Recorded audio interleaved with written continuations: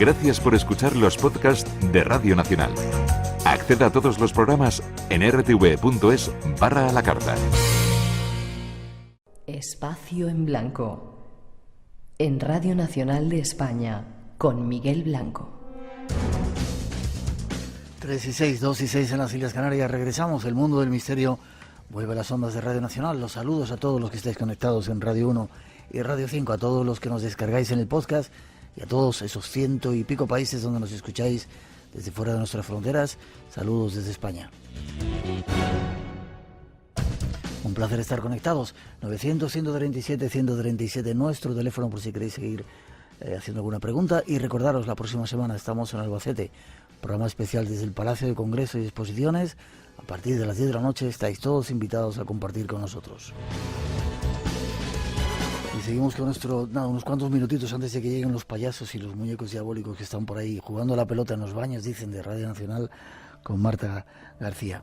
Marta, decías lo de Huawei. ¿Se dice así, Huawei? Huawei, esa marca de teléfonos china. Que es mucho más que un teléfono. De hecho, están prometiendo ya esto que comentábamos, eso de poder buscar capacidad suficiente de almacenaje donde descargar algo tan complejo como el cerebro humano. Y si lo que promete Elon Musk con Neuralink es convertirnos en una especie de cyborgs, en el que la inteligencia artificial nos haga más superhumanos, Huawei quiere que permanezca esa especie de eternidad digital. Y en ello están. Creen que para 2035 pueden ser capaces de conseguirlo y no hace falta tanto tiempo. El director de ingeniería de Google dice que en el 2045 seremos un híbrido de pensamiento biológico y no biológico, y será anacrónico tener solo un cuerpo. ¿Podremos tener varios cuerpos? Pues es uno de los escenarios que manejan, y desde luego uno de los más inquietantes. A lo mejor lo que plantean es que no estaremos solo dentro de nuestro cuerpo biológico, sino que nuestra mente podrá estar, pues, también de algún modo en lo que ahora llamamos nube. Pero no sé qué será estar en la nube en 2035. El futuro, Miguel, eso sí que lo he aprendido escribiendo este libro, está lleno de preguntas y muy pocas certezas, porque tenemos que darle forma entre todos. Ya. ¿Y si falla la tecnología y si se va la luz y de repente los satélites no funcionan? Pues será un caos, como por otra parte lo fue cuando en el siglo XX, en la primera mitad, empezaron a ver aquellos primeros grandes apagones que colapsaron Nueva York y colapsaron allá donde se produjeron, porque ya se había acostumbrado la gente a vivir con luz, y la luz no solo se utilizaba para ver, se utilizaba para todo lo demás. También necesitamos la electricidad para todo. Internet va a pasar lo mismo, va a permear todos y cada uno de los aspectos de nuestra vida, igual que ahora necesitamos la electricidad hasta para hacer una tostada. Qué miedo, ¿no te da miedo? Me parece que miedo es solo una de las sensaciones que nos tiene que producir. Desde luego, mucho respeto, miedo un poco, ¿por qué no? Fascinación toda. También esto era lo que producía la electricidad. Yo, en El fin del mundo, tal y como lo conocemos, recurro constantemente al pasado, a cómo la tecnología nos ha cambiado en otros momentos. Y fíjate, fue la electricidad lo que inspiró a Mary Shelley a escribir Frankenstein, porque se creía, cuando empezó la electricidad a mostrarse en teatros como un espectáculo más, que podría resucitar a los muertos. Es curioso que ahora eso sea lo que le pedimos a Internet y al Big Data que consiga, que nos dé la vida eterna. La electricidad no lo consiguió. No sé si los algoritmos lo lograrán.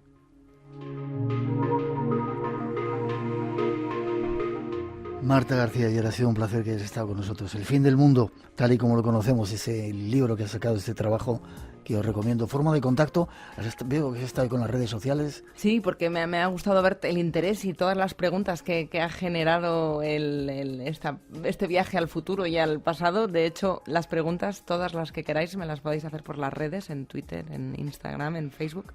Allí me encontráis y seguimos simplemente aprendiendo. Poniendo Marta García. Sí, ahora si es el fin de la privacidad, es para lo bueno y para lo malo. Y para lo bueno es que podemos estar en contacto. Espero que hayas estado a gusto con nosotros en el programa. Muchísimo, desde luego, un placer. Aquí me tenéis cuando... Espero que vuelvas, para nosotros también. Gracias. Muchas gracias. 3 y 11, 2 y 11 en las Islas Canarias. Continuamos.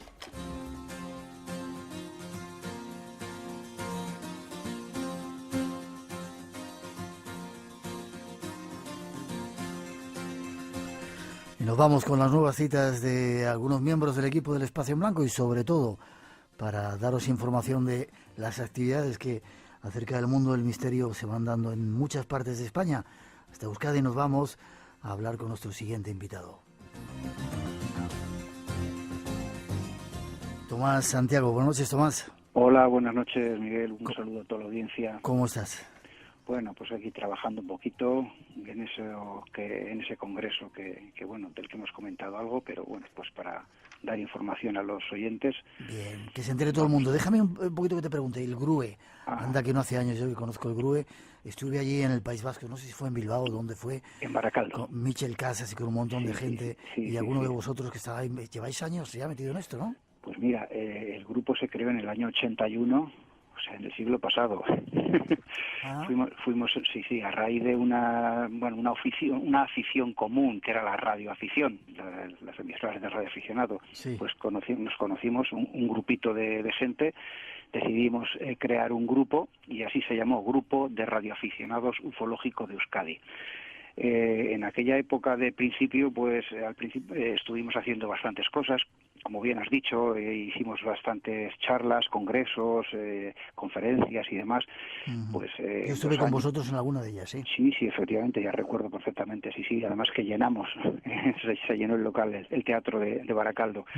Después hemos estado pues una temporada sin organizar cosas de este tipo y bueno, hace un par de años nos surgió la idea de volver otra vez a hacer un congreso y aquí estamos.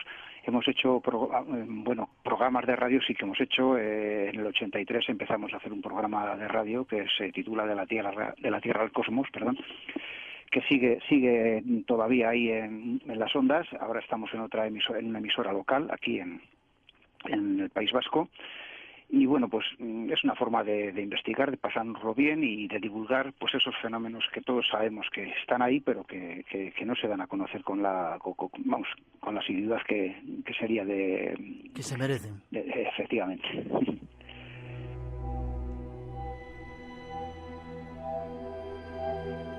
Dime tú, que eres ya un clásico también, que tienes experiencia en misterios, ¿cuál es el misterio que más te llama la atención de Euskadi, el País Vasco?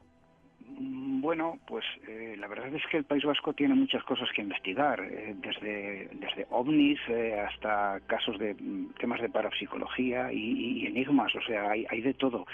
Hay una cosa que vamos a tratar un tema que vamos a tratar en el Congreso, que es precisamente algo que titula el ponente pues el euskera como idioma de la creación.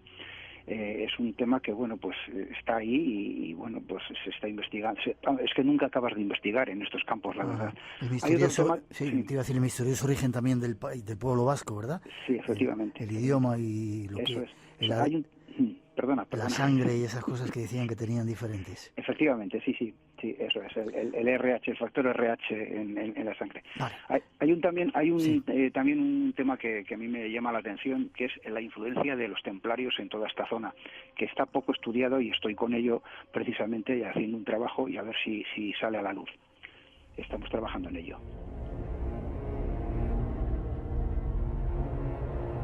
Vale, habría mucho que contar sobre este grupo de radioaficionados ufológico, el GRUE, en Euskadi. Pero cuéntame, estáis organizando un congreso. Lo primero, fechas. Muy bien, es el primer congreso esotérico de la Tierra al Cosmos, así lo hemos titulado, y es el 24, 25 y 26 de noviembre. 24, 25 y 26 de noviembre, ¿sí? ¿Lugar? Esto es en Baracaldo, en el Hotel Puerta de Bilbao, antes conocido como Novotel, y bueno, pues toda la información la podéis localizar en la página web nuestra del grupo. Ahora la repetimos, lugar, Hotel Puerta de Bilbao. Dime ponentes que vayan a estar. Bueno, pues los ponentes va a estar Miguel Blanco, fíjate, qué casualidad, ¿no?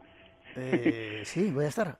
Va a estar Fran Contreras, va a estar María Jesús Azcue. ¿De qué nos va a hablar María Jesús? ¿Astrología? Pues del misterio de Fátima. Ella es astróloga, colabora con nosotros, pero va a hablar en este caso del misterio de Fátima. Marcelo Eremián hablará sobre los niños y lo paranormal, un tema que no está muy dado a conocer, y creo que es un tema interesante. Después estará Sebe Díez y bueno, este será el que hablará sobre el euskera y el sonido de la creación, lo que comentaba antes. Ujú. Después estará Mariano Fernández Urresti hablando sobre el apocalipsis. Llegado de Cantabria, ¿sí? Efectivamente. Y por último, para cerrar el congreso, estará Josep Guijarro hablando de esos aliens ancestrales de nuestra historia.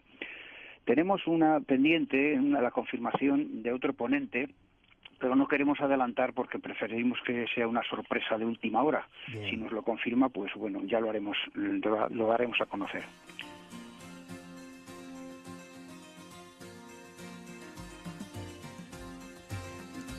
Una interesante cita con el misterio. Hacía tiempo que no viajábamos hacia el norte, en Baracaldo concretamente, que no sé si lo hemos dicho, 24, 25 y 26 de noviembre. Un montón de especialistas que llegan para reunirse a discernir sobre todos estos asuntos. Todo el mundo está invitado. ¿Forma de contacto y dónde pueden tener más información?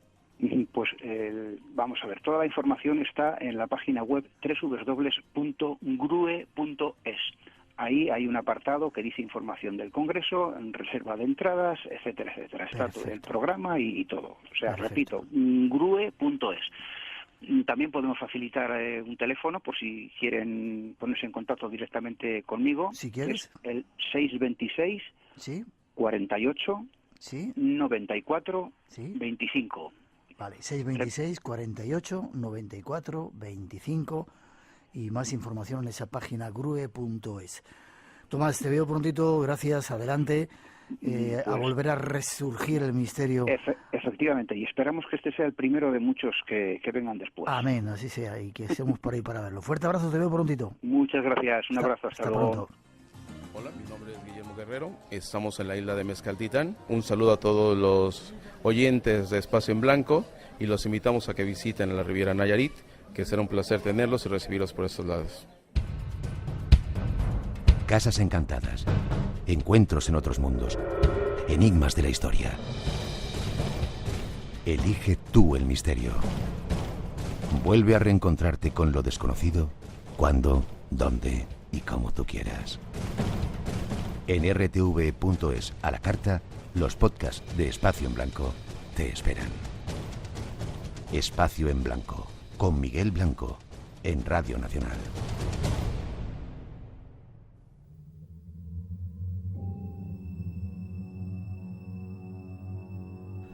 Tres y 19, 2 y 19 en las Islas Canarias. Esta música nos mete en el ambiente del tema que queremos tratar en los próximos minutos. Saludar a nuestros compañeros. Jesús Ortega. Buenas noches, Jesús. Muy buenas noches. Periodista, compañero, trabajas en diferentes revistas. Uh-huh.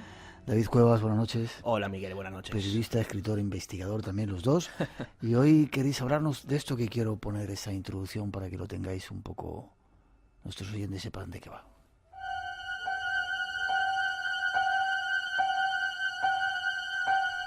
Esta noche, junto a dos de nuestros colaboradores, vamos a analizar algunos terrores que nos acompañan. Algunos de ellos han sido mostrados en la película It. De pequeño, crees que el universo gira alrededor de ti. Crees que siempre te van a proteger y a querer.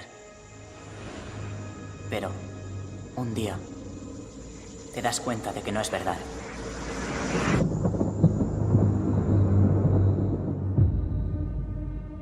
Porque cuando eres un niño y estás solo, los monstruos ven que eres débil. Y ni siquiera los ves venir. ¡No! Hasta que es demasiado tarde.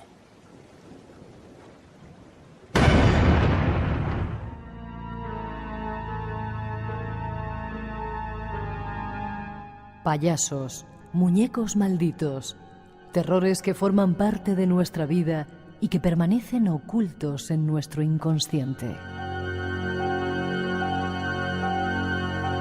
Esta noche queremos analizarlos, conocerlos y atentos, te avisamos, pueden provocarte sensaciones que ya habías olvidado. Estás avisado. Estáis avisados todos. Una película It, habrá que ir a verla, ¿no? Poderosa, potente y terrorífica, según cuentan. Yo, bueno, no sé si Jesús lo comparte, a mí me lo parece, desde luego.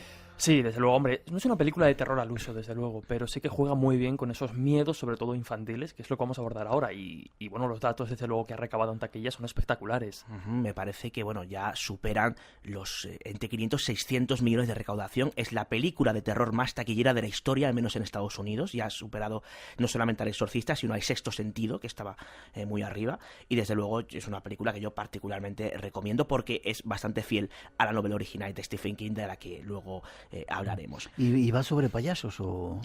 Sí y no. El payaso como tal es la forma que adopta una especie de entidad maligna. Sería muy complicado explicar toda la cosmología que hay detrás, ¿no?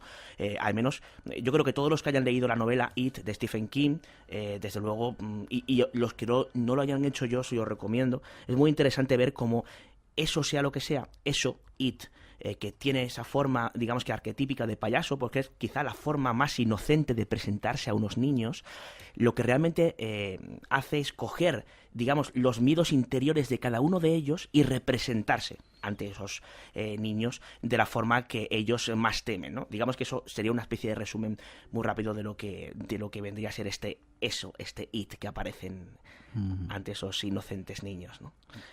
¿Tú querías contar algo que tiene que ver con Stephen King o todavía no?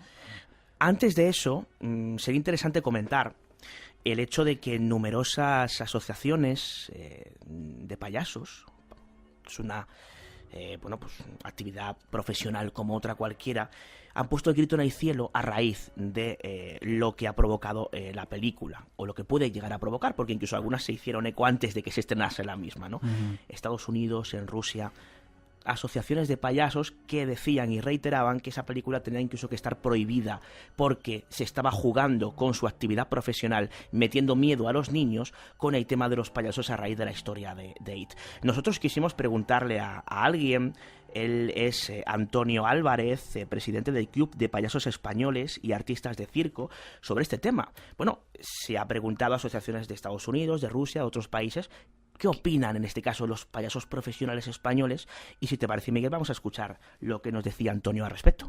Creo que se trata de una película para adultos, o sea, una película de terror o de suspense o de miedo, entonces no es para los niños. Yo creo que es todavía peor pues esta gente que se dedicaba a asustar, ¿no?, vestida de payaso en las carreteras o en mitad de una calle, ¿no? Yo creo que eso sí es malo para la imagen del payaso, y sobre todo si le ocurre a una familia o a una persona, ¿no?, de que hagas eso vestido de payaso, ¿no? Pero lo de una película no creo, ¿no? O espero, ¿no?, que sea así. De todas formas, yo que en los últimos años, aunque soy acróbata y malabarista, pues sí me he dedicado más a los payasos, pues sí siempre he sabido de que muchos niños, incluso adultos que conozco, que vienen a nuestros espectáculos, han tenido cuando eran pequeños un pequeño trauma, ¿no?, con la imagen de algunos payasos, y sobre todo con la imagen de los Carablanca, ¿no?, porque les asustaba o les impactaba más.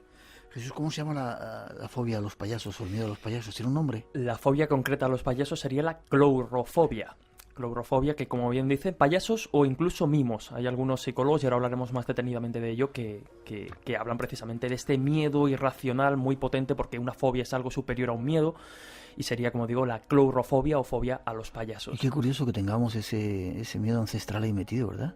Es muy curioso, pero en parte es gracias a historias como la de Stephen King. Hay quien dice que Stephen King se basó en un personaje absolutamente real y terrorífico, que era un payaso, el payaso Pogo, que tiene una historia, la verdad es que bastante tremenda, ¿verdad?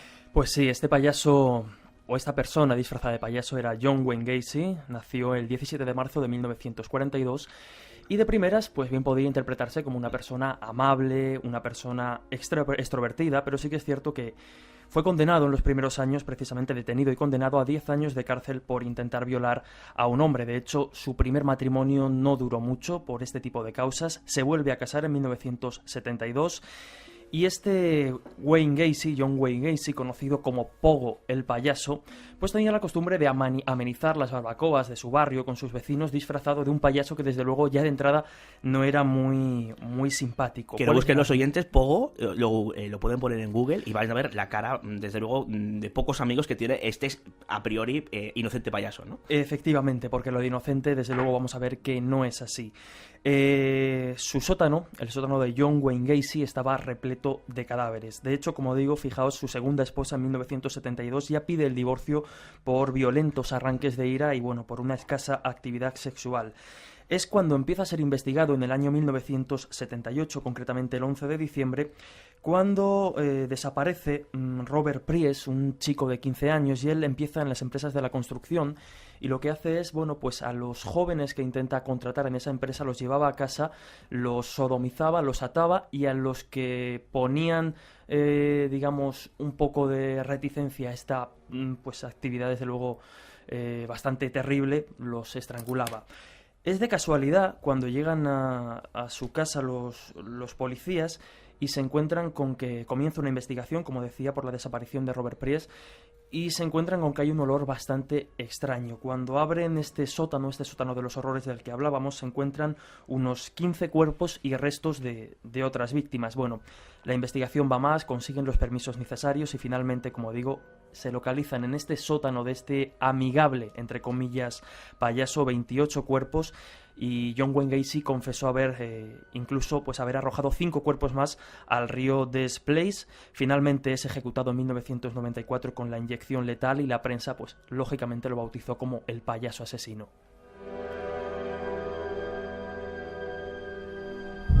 ¿Y en este, coleguita, se basa Stephen King para su obra o no tiene nada que ver? No tiene nada que ver, al menos según las palabras de Stephen King, las cuales se pueden llegar a poner en duda por un dato que voy a dar un poquito más adelante. Para que nos hagamos idea de la trascendencia de esta historia, que viene mucho más atrás que las propias películas, se hizo una miniserie muy conocida en el año 90, dirigida por Tommy Wallace, y la película actual de Andy Muschietti, ¿no? Pues es que estamos hablando del libro más leído en Estados Unidos, la novela más leída, más concretamente del año 86. Es, de hecho, la novela número 18 y el libro número 22 de Stephen King. ¿En qué se basa King? Pues él mismo cuenta que en el año 78 él lee un breve cuento noruego llamado Las tres cabras macho Gruf. Es un nombre bastante raro, pero este relato existe, lo pueden consultar los oyentes. Y que consistía en que había una especie de puente en el que 3 cabras querían pasar, pero había un troll debajo que se las quería comer, ¿no?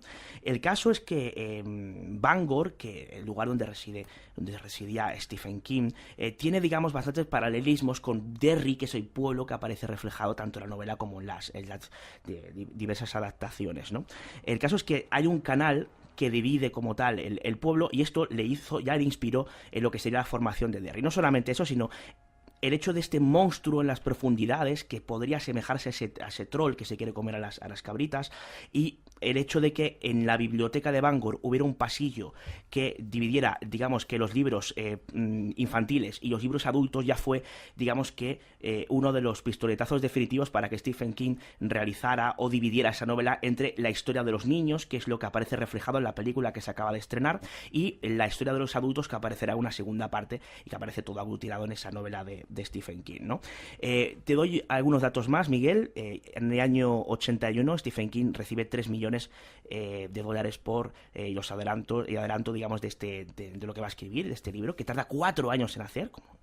Y, bueno, antes hablábamos de que quizá esta es la versión de Stephen King, pero puede ponerse en entredicho porque, digamos, que el coleguita, como tú dices, tenía ciertas adicciones a la bebida y a ciertas drogas, digamos, finales de los años 70 y hasta finales de los 80, una época bastante convulsa a este respecto, en la que Stephen King pues escribe este libro. Es un dato que el propio editor de King de la época, Chuck Berry, ha confirmado, que incluso llega a decir que, bueno, que esto incluso incrementaba, digamos, esos terrores por parte de Stephen King para escribir una novela que él considera, el propio Stephen King, su examen final en el terror, porque pone juntos en una misma historia a todos los monstruos que dan miedo y pánico a los niños. Eso unido a una serie de elementos como el agua, esa alcantarilla a la que se acerca el pequeño Georgie, que es atacada por el payaso, ese líquido, la sangre, son elementos que están absolutamente perennes en esta novela de Stephen King. Espera un poquito, entonces la película It sí se basa en esa novela de Stephen King, ¿no? Sí, por supuesto. Vale, déjame que hagamos una mínima pausa, 3:31, 2:31 en las Islas Canarias, tenemos que dar un recuerdo y seguimos enseguidita. Se calcula que desde que se comenzó Trump que visita las 5 continentes, un programa realizado por el área de internacional de los servicios informativos de Radio Nacional de España, con Sandra Urdín. Queremos seguir analizando toda la información internacional con ustedes y contándoles las historias escondidas y no tanto de los 5 continentes. 5 continentes, de lunes a viernes a las 8:30 de la tarde en 24 horas. Radio Nacional de España. Espacio en Blanco. Tu cita con lo desconocido.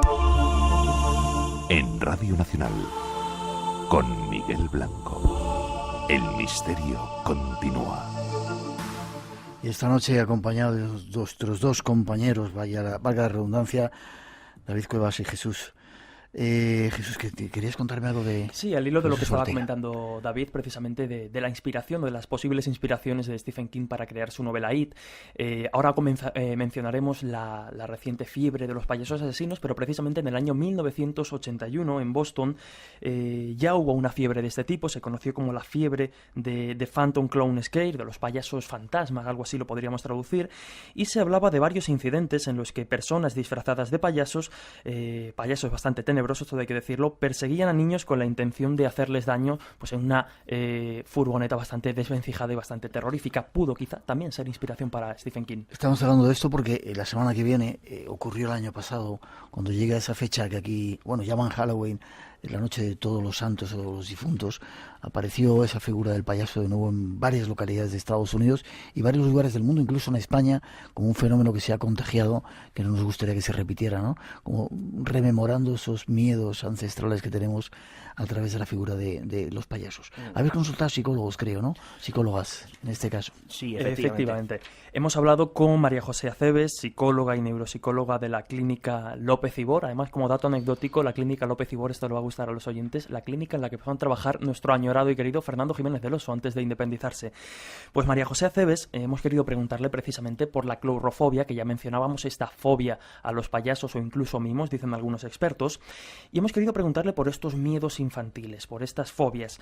Podríamos decir, por ejemplo, que las fobias normalmente, por norma general, se desarrollan en la infancia o la adolescencia, determinando determinadas fobias alrededor de los 7 o los 9 años. Sí que es cierto que si no se tratan o no se abordan en el momento preciso, pues pueden perdurar hasta la edad adulta. Y la psicóloga María José Aceves nos decía que convendría distinguir también, ¿no?, entre fobias a estímulos u objetos, como por ejemplo la sangre o las jeringuillas, ¿no?, como puede ser, o por ejemplo las fobias a situaciones, a miedo a estar en lugares cerrados como un ascensor, etcétera, etcétera. En el caso de las fobias, la clourofobia, la fobia a los payasos, estaríamos hablando de una fobia específica, y todo hay que decirlo, se trata de fobias muy poco comunes. De hecho, en la psicología clínica se suele dar como poco, pues un 15% aproximadamente, porque hay que entender también que evidentemente una fobia a la sangre o a la inyección es una fobia que nos va a afectar más en nuestra vida diaria, pero sin embargo una fobia a los payasos pues es algo que normalmente en la vida diaria no lo afrontamos o no lo enfrentamos. Como decíamos, estaríamos hablando en este caso de la coulrofobia, después hablaríamos de la pediofobia, pero eso ya lo dejaremos para el tema de los muñecos. Y si te parece, Miguel, quizás sería curioso ver qué puede generar o cómo puede afectar pues películas como la de It a que se produzcan o a que se generen, mejor dicho, el porqué de la fobia a los payasos. Lo escuchamos. Sí que hay diferentes estudios y publicaciones y lo que se ha abordado es el porqué, ¿no?, de ese miedo a los payasos. Y algo que en los estudios lo que más acuerdo tienen es en 2 explicaciones, por así decirlo. Por un lado, una explicación que no tiene nada que ver con ese papel de los medios de comunicación, que iría más asociado a un efecto de disonancia cognitiva, es decir, al final la disonancia cognitiva es un concepto que lo que plantea es que algo muy conocido pero al mismo tiempo inusual puede causar rechazo y puede producir una sensación inquietante y contradictoria. Un estudio que se ha realizado hace un tiempo en la Universidad de Harvard, por ejemplo, pues lo que han valorado esta disonancia cognitiva en la figura del payaso, y la conclusión un poco a la que han llegado es que pues que nuestra mente interpreta que las sonrisas en general son positivas. No obstante, no es posible sonreír todo el tiempo porque de ser así algo falla. Entonces, pues la figura del payaso al final, con el maquillaje y todo lo que conlleva, implica esa disonancia cognitiva, y pues al final la persona acaba percibiendo como terrorífica esa expresión facial.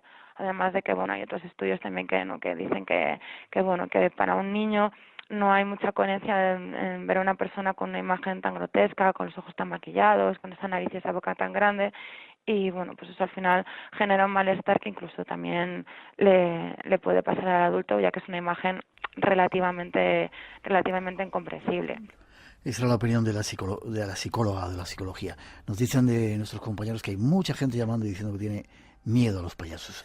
Rápido, que nos vamos a ver a otros personajes. Fíjate, Miguel, te hago un muy breve apunte, además relacionado con el tema de la invitada anterior, de Marta, y es que hasta el futuro viene a ayudar al tratamiento de este tipo de fobias, porque cuando los psicólogos se plantean tratar a alguien que tiene este tipo de coulrofobia, en este caso fobia a los payasos, lo que se suele hacer es la exposición en vivo, es decir, poco a poco y paulatinamente ir exponiendo con diferentes estímulos, imágenes, fotografías, de payasos. Efectivamente, hasta que al final el resultado es pues que el paciente esté al lado de un payaso. ¿Pero qué han hecho? Pues el futuro al final viene a ayudarnos, y en la clínica López Ibor, por ejemplo, están ayudando a este tipo de personas con la realidad virtual, que parece que reduce un poco el tratamiento. Payasos, y hay otro tema que da mucho miedo, los muñecos. Escuchamos un avance. No se ha manifestado durante todos estos años. Después de que Samuel y yo perdiéramos a nuestra hija, ¡no!, rezamos para poder volver a verla. El contacto empezó siendo leve, pero luego nos pidió permiso para meterse en la muñeca. Pronto nos dimos cuenta de que no era nuestra hija, así que la encerramos. Pensábamos que ayudar a las niñas sería nuestra penitencia. ¿Este es nuestro nuevo orfanato? ¡Wow! Es tan grande como un castillo. Pero hemos acabado dándole lo que quería. ¿Necesitas ayuda? Ya puedo yo.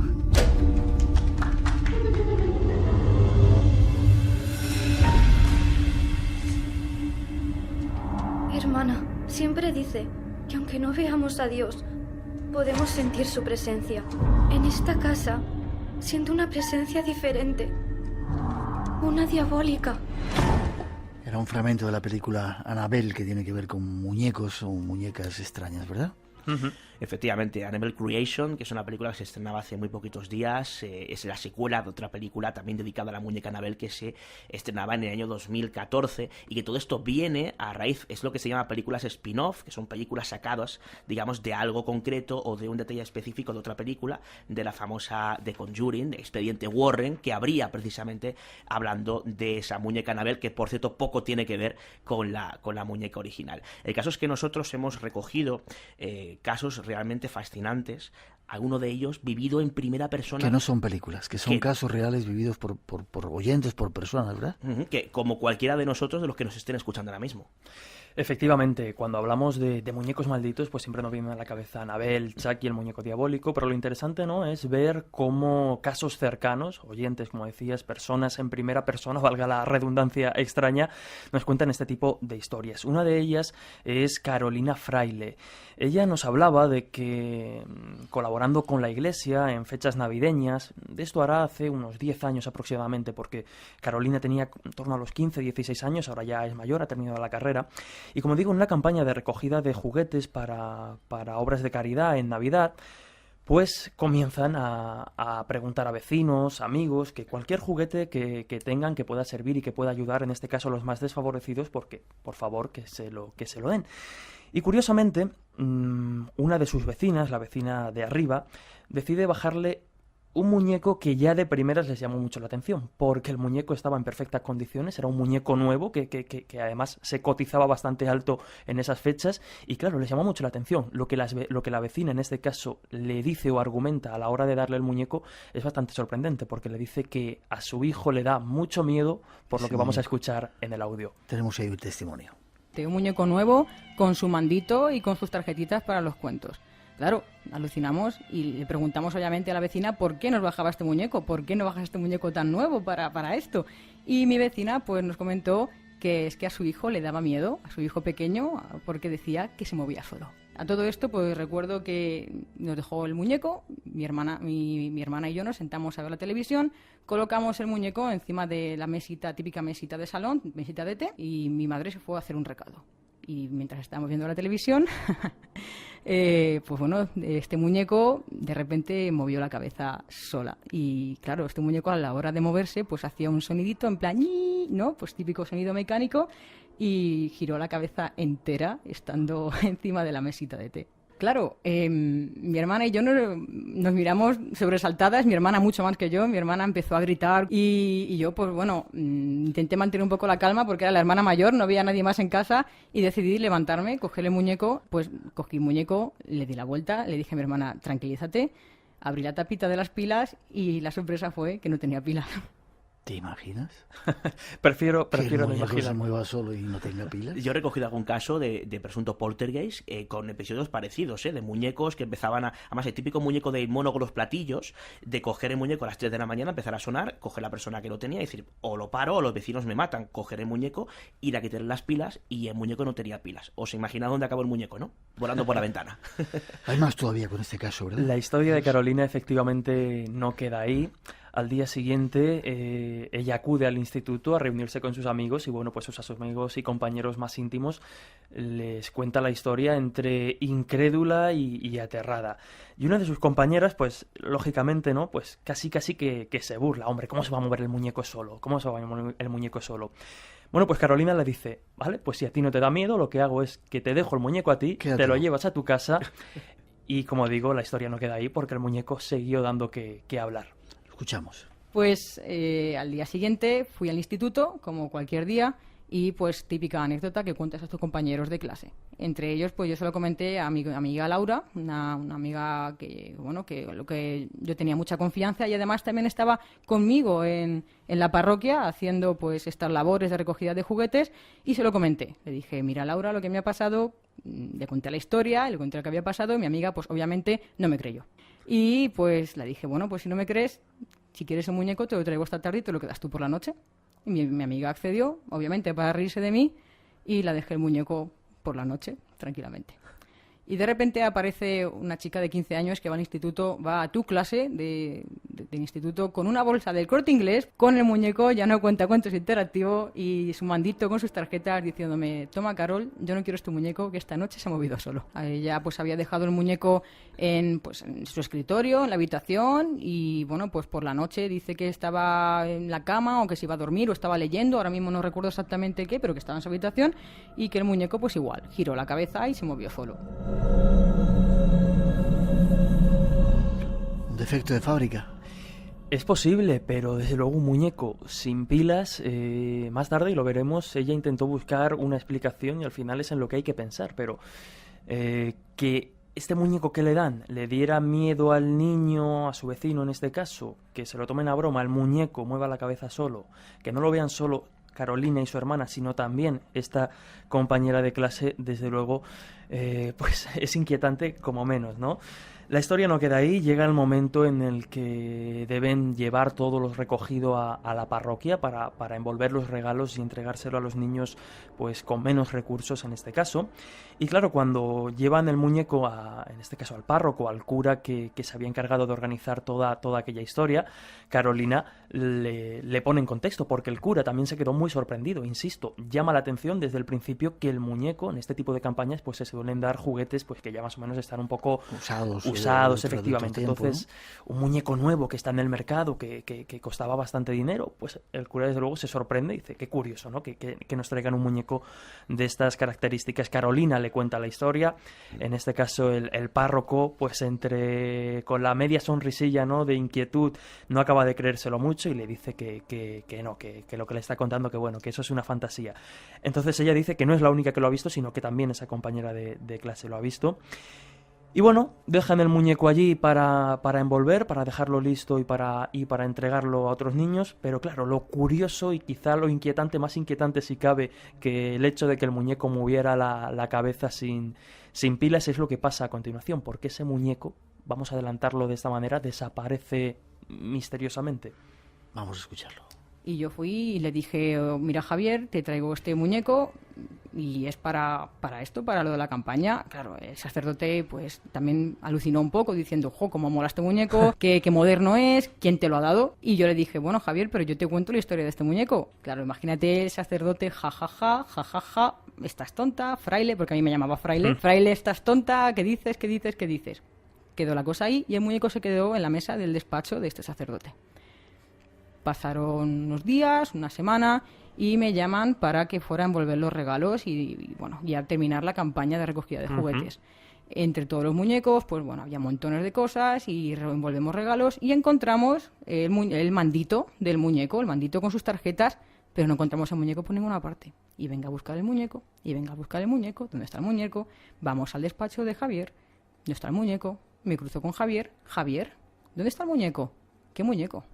Javier, pues el muñeco que te dejé, el que contaba cuentos. No sé de qué muñeco me hablas. Que sí, hombre, Javier, el muñeco que se movía solo. Me miró fijamente y me dijo, no sé de qué me estás hablando. El muñeco había desaparecido. La imaginación aquí, desde luego, se dispara. Pudo ser que el muñeco se le moviera a este sacerdote, pudo que le realizara algún tipo de exorcismo, lo tiró directamente. Desde luego, como digo, la imaginación en este punto se dispara. Sería interesante localizar al párroco y preguntarle por el muñeco, no lo descartamos. 900-137-137, si tenéis algún muñequito que se haya movido, decírnoslo. Si te gusta el misterio, lo desconocido, tienes una cita con nosotros. De 2 a 4 de la madrugada, del sábado al domingo. Espacio en Blanco, con Miguel Blanco, en Radio Nacional. Y esta noche con Jesús Ortega y David Cuevas hablando de muñequitos y de payasos y ese tipo de historias. Hay más todavía. Parece un asunto que no puede tener muchas experiencias, sin embargo se recogen, ¿verdad? Y damos de nuevo el teléfono por si hay oyentes que hayan tenido algún tipo de experiencia con este tipo de asuntos. 900-137-137, que nos lo cuenten. Marcelino Requejo creo que tiene algo que contarnos, ¿verdad, David? Efectivamente, podemos hablar con Marcelino Requejo. Él acaba de publicar un libro, Más allá de lo sobrenatural, investigador gallego que ha estado algunas veces con nosotros, especialista en ovnis, que nos cuenta muchas historias de esas. Saludos para él. Y no solo de ovnis, visto lo visto. Él recogió una serie de historias relacionadas con este tipo de muñecos. Vamos a ofrecer a los oyentes una de ellas. Y es que cuando preguntábamos a Marcelino por el caso que más le impactó de aquellos que había recogido, de esos presuntos muñecos, vamos a decirlo así, malditos, esto es lo que nos contaba. Se trataba de un matrimonio de la provincia de Pontevedra, que eran Ernesto y María Jesús, y tenían 29 años, se habían casado con 28 años y estaban viviendo en un piso de la avenida de Portugal, en la localidad de Tui. Y bueno, parece ser que la suegra de María Jesús se encontraba muy enferma, la madre de Ernesto, y falleció. Entonces María Jesús, que sabía que su suegra tenía una colección de muñecas extraordinaria desde hacía muchos años, pues cuando fueron a visitar la casa de Entrimo, a los pocos días del fallecimiento de su suegra, volvió a ver una de las muñecas de esa colección y bueno, se encaprichó de ella y esa misma tarde se la llevaron para el piso de Tui. Y bueno, todo normal, la colocó encima del armario, tenía unos 40 centímetros de altura, era de trapo y las piernas de cuerda. Y llevaba unos zapatitos que eran como de madera o algo plastificado, muy, muy duro. Entonces la colocó allí con los pies colgando y apoyada sobre una cajita en el alto del armario. Curioso esa muñequita ahí con... Se lleva las trencitas y las piernas ahí. Sí, cuidado a las trenzas, porque van a tener un protagonismo especial. Se llevan a la muñeca, ¿y qué pasa con la muñeca? Bueno, pues así nos lo cuenta Marcelino Requejo. Bueno, pasaron unos días y todo, según me dijo ella, dice, mira, todo normal, pero una tarde, a eso de las 6, en el mes de junio del 96, estaba ella colocando una estantería y entonces, como su marido estaba trabajando, no venía hasta las 9, sintió como un caminar rápido por el pasillo. Entonces dijo, pues ya está ahí. Salió de la galería, fue hacia la puerta de la entrada y vio que no había nadie, que su marido no había venido. Lo oyó con tanta claridad que dijo, caray, qué cosa más rara, ¿no? Entonces dice que según se da la vuelta y enfila los pasos por el pasillo hacia la galería de nuevo, por el rabillo del ojo, ve en la cocina, que estaba la puerta abierta, a la muñeca sentada con las manos puestas encima de la mesa como esperando que le pusieran algo de comer, dijo ella. Y entonces se quedó así y dice, caray, ¿pero y esto? Entonces cogió la muñeca y pensó que su marido la había llevado para allí, la había dejado allí antes de marcharse. Cuando vino el marido se lo contó y le dijo, nada, eso es que te despistaste, la debiste de colocar ahí o tal, pero yo no la he tocado. ¿Cómo sería el ruido que hacía? Que pensaba que era el marido y de repente se encuentra la muñeca sentada diciendo, bueno, ¿y hoy qué se come? Lo que está claro es que los pasos serán reales, ¿no? Bueno, tenemos el caso de una persona que cuenta esta historia. Puede ser que haya algún tipo de fabulación, porque de momento solamente lo ve esta persona. ¿O no? Pero bueno, a las 2 semanas aproximadamente, dice ella que se estaba maquillando a las 11 de la mañana, tenía abierta la puerta del servicio, y según se estaba maquillando frente al espejo, siente un ruido fuerte, algo que cae al suelo, y entonces ve literalmente pasar caminando a toda velocidad, taconeando por el pasillo, la muñeca que llevaba las coletas tiesas en dirección a la sala.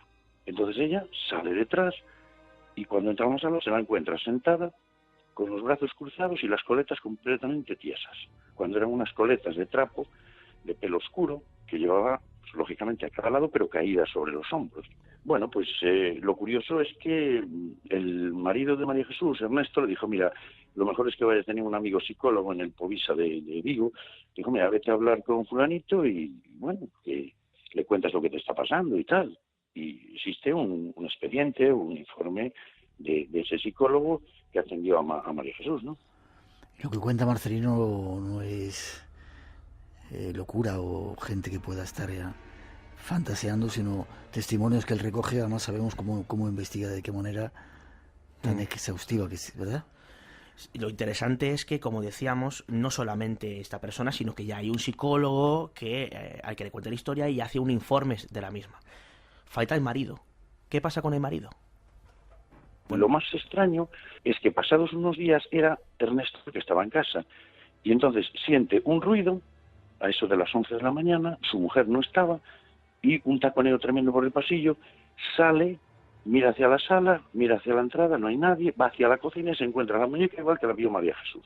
Como él había estado en la habitación un rato antes y la muñeca estaba encima del armario, entonces sí que cuando vino su mujer le dijo, oye, que la he tenido que coger de aquí y subirla para el armario porque sí que me la he encontrado en la cocina, el tío acojonado. Ahora eran los dos. Bueno, el detonante ya fue que a finales de junio del 96, a eso de las 3 de la mañana, estaban tranquilamente durmiendo y sienten un golpe seco en la habitación, se despierta María Jesús, enciende la luz y siente el taconeo por el pasillo, entonces despierta Ernesto y dice, mira, ven, verás cómo corre la muñeca, mira, escucha. Y entonces, claro, se levantan los dos al pasillo desde la habitación y lo que ven es un bulto que se cuela hacia la cocina, muy rápido. Entonces van muy despacio, encienden la luz de la cocina y otra vez la muñeca con las coletas tiesas estaba sentada en una silla y las manitas puestas encima de la mesa de la cocina. Bueno, pues no tardaron ni 5 minutos en coger una bolsa, la metieron dentro y se la llevaron al garaje y la metieron en un maletero. Y a la mañana siguiente se la llevaron al Trimo y la volvieron a colocar en la colección de muñecas que tenía la madre de Ernesto allí, que allí quedó. ¿O la muñeca quería volver a donde estaba o era un poco revoltosa? Un poquito revoltosa, desde luego. Por lo que cuenta Marcelino, era una muñeca que no se estaba quieta. Y cuyas coletas de trapo, de forma bastante extraña, subían, haciendo un efecto que es difícilmente explicable, ateniéndonos siempre al relato que nos cuenta Marcelino. Nada sospechoso de imaginar cosas raras. 3:54, nos tenemos que ir. Escuchamos un poquito de música y os despido. Si tenéis alguna historia que contarnos acerca de muñecas o de payasos o este tipo de asuntos, que se pongan en contacto con nosotros, ¿verdad? Jesús. Por ejemplo, pues para ponerse en contacto conmigo, comunicacion.ortega@gmail.com o el Twitter @j_ortegarubio o en Facebook Jesús Ortega Rubio. O sea, con esas vías siempre respondo y llegan casos, así que esperando que lleguen más. Gracias, nos vemos en Albacete la semana que viene. Si Dios Eso quiere. es, hasta la semana que viene. David, ¿forma de contacto contigo? Correo electrónico davidcuevas_gmail.com. Repito, davidcuevas_gmail.com y en Twitter de cuevasc.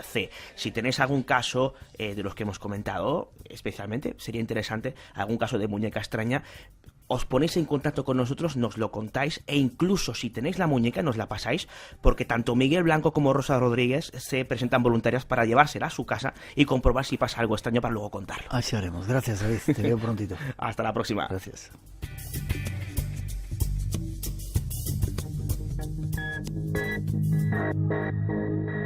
Rosa Rodríguez, tenemos suficientes muñecos, no necesitamos más, Sí, ¿verdad? mucho. Una colección de muñecos macabros. Todos se parecen a David. Ganadores. Tenemos a Arantxa Lago, de Gran Canaria, Eleonor Pericaz, de Palma de Mallorca, Miguel Ángel Varo, de Málaga, Manuel Tejada, nos ha escrito a través del Facebook, y Olga Serrano, de Sevilla. Os pedimos que nos mandéis vuestra dirección postal a espacioenblanco@rtv.es. Mucho interés por los temas que hemos tratado hoy con Marta Sí, ha García. sido un programa que ha gustado mucho, tanto en la primera hora como ahora con los muñecos y los testimonios que nos han traído nuestros compañeros. Y bueno, y tenemos que recordar también que nos han dado un premio esta misma semana. Y bueno, desde aquí dar las gracias a la Asociación Cultural Misterio del Sur, a Masip, porque nos ha concedido el premio al mejor programa de radio. Las gracias y les pedíamos disculpas porque estábamos fuera, no pudimos acudir a recibir el premio, pero en cualquier momento nos vamos para allá para hacer un programa con ellos y disfrutarlo. Y la semana que viene, Albacete. Si ya nos quedan solamente 6 días, nos vamos a Albacete, haremos el programa desde allí en el Congreso de Vida Después de la Vida, en el Palacio de Congresos. A las 10 de la noche comenzaremos la grabación. Los que queráis asistir, es conveniente que estéis media horita antes. Y todavía quedan plazas. Tan Estáis sencillo, todos invitados. Eso es, tan sencillo como si queréis asistir al Congreso, teclear www.vidadespuesdelavida.com. La semana que viene en Albacete. Nos vemos, Rosa. Gracias. Hasta entonces.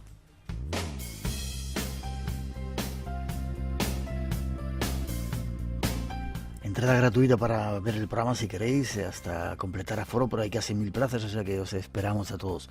Por hoy terminamos. El misterio continúa en 7 días, como decimos en Albacete. Mientras tanto, feliz semana para todos. Cuidado con los muñequitos y los payasos. Nos vemos en el Espacio en Blanco y hasta las 4 os dejamos con un poquito de nuestra mejor música. Feliz semana.